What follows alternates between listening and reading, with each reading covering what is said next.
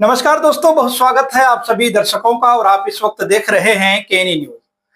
दोस्तों, इजराइल का ईरान पर किया गया हर एक हमला अब खाली साबित हो रहा है। जी हाँ दोस्तों, नाकाम साबित होता हुआ नजर आ रहा है। इजराइल ने दावा किया था कि उसने ईरान के टॉप कमांडर्स को मार गिराया है। वो कमांडर्स जो कि ईरान की IRGC फोर्स के जनरल थे, वो भी जो खामेनी के टॉप एडवाइजर थे। और इनके अलावा भी दो और ऐसे कमांडर थे जिनको मारने का इजराइल ने दावा किया। जी हाँ दोस्तों, इजराइल की तरफ से दावा किया गया था कि लेकिन अब ये बातें इस वक्त सामने आ रही है दोस्तों कि ये सभी लोग इस वक्त जिंदा हैं। कौन है वो लोग और उनके जीवित होने से अब इजराइल को और नेतन्याहू को क्या दिक्कतें हो सकती है, क्या टेंशन हो सकती है, इस पर हम विस्तार से बात करेंगे और इसके बारे में आपको जानकारी विस्तार से देंगे दोस्तों। लेकिन उससे पहले हम बात करेंगे दोस्तों इस्माइल कानी की। जी हाँ दोस्तों, बात बताते हैं आपको इस्माइल कानी की। IRGC की कुछ फोर्स के जनरल हैं। जब 13 जून को इजराइल की तरफ से ईरान पर पहला हमला किया गया था, उसमें इजराइल की तरफ से और कई ऐसे अलग अलग मीडिया आउटलेट्स थे जिनकी तरफ से दावे किए गए थे कि इस्माइल कानी जो है कि IRGC कुछ फोर्स के जनरल हैं, उनकी हत्या हो गई, मतलब वो अब इस दुनिया में नहीं रहे। ऐसे दावे किए जा रहे थे इजराइल की तरफ से। लेकिन जब ईरान ने फतेह का अनाउंसमेंट किया, जब उसने कहा कि उसने इजराइल पर जीत हासिल कर ली है, और उसके बाद जब तेहरान में विक्ट्री परेड निकली, तो उस विक्ट्री परेड में दोस्तों इस्माइल कानी को दिखाई दिए। जी हाँ दोस्तों, बाकायदा उनका एक वीडियो सामने भी आया है जो कि ईरान के ही मीडिया आउटलेट्स की तरफ से जारी किया गया है। और ये खास तौर से बताया गया है दोस्तों कि ये इस्माइल कानी है।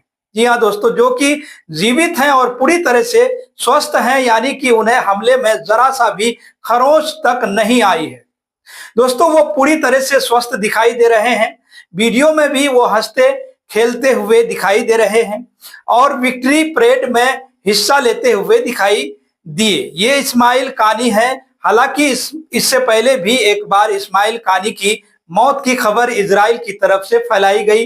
कहा गया था कि उसने इस्माइल कानी को मार गिराया है, लेकिन वो खबर भी दोस्तों झूठी निकली थी। दोस्तों, जब अक्टूबर में लेबनान के बीरत में इजराइल ने स्ट्राइक किया था, तब उसने ये दावा किया था कि उस स्ट्राइक में इस्माइल कानी की मौत हो गई है। लेकिन बाद में ये दावे झूठे साबित होते हैं और एक बार फिर इजराइल का ये दावा झूठा साबित होता हुआ नजर आ रहा है इजराइल की तरफ से। हालांकि इजराइल की मिलिट्री ने यह दावा नहीं किया था, लेकिन अलग अलग मीडिया आउटलेट्स की तरफ से ये दावे किए जा रहे थे कि इस्माइल कानी की मौत हो चुकी है।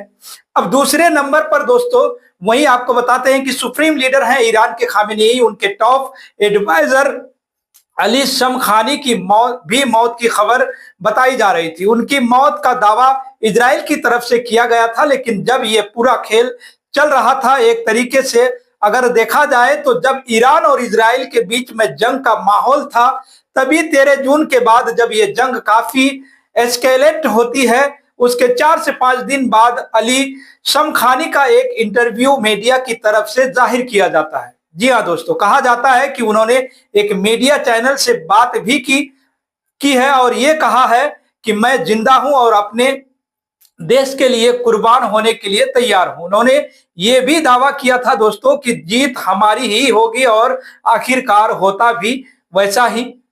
मीडिया की तरफ से दावा किया गया कि अली शमखानी को कुछ दिक्कतें हैं, जिस वजह से वो हॉस्पिटल में एडमिट हैं और बहुत जल्द वो सामने भी आएंगे। यानी कि एक और जो दावा इजराइल की तरफ से किया गया था वो पूरी तरह से झूठा साबित होता है।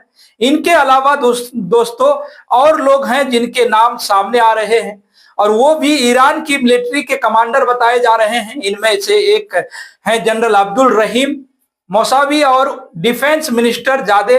इन दोनों के भी जिंदा होने की बातें सामने आ रही है।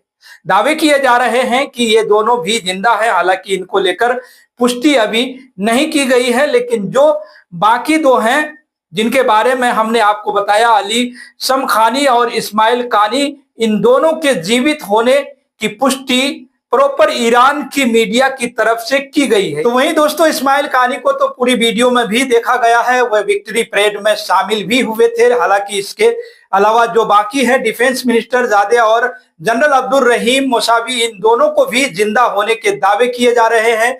बातें कही जा रही हैं। यानी कि इजराइल की तरफ से जो दावे किए जा रहे थे, कहा यह जा रहा था कि उसने ईरान को काफी गहरी चोट दे दी है, काफी नुकसान पहुंचाया है। ईरान के जो इतने बड़े टॉप एडवाइजर थे, ईरान के जो मिलिट्री कमांडर्स थे, उनको मौत के घाट उतार दिया है। लेकिन ऐसा कुछ भी इजराइल नहीं कर पाया है। उनके हमले खाली साबित हुए हैं।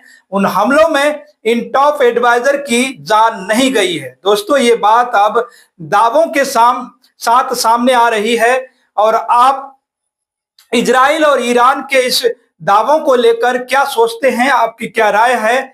आप अपनी राय हमारे कमेंट बॉक्स में दोस्तों जरूर लिखिएगा और केएनई न्यूज को ज्यादा से ज्यादा शेयर जरूर करें।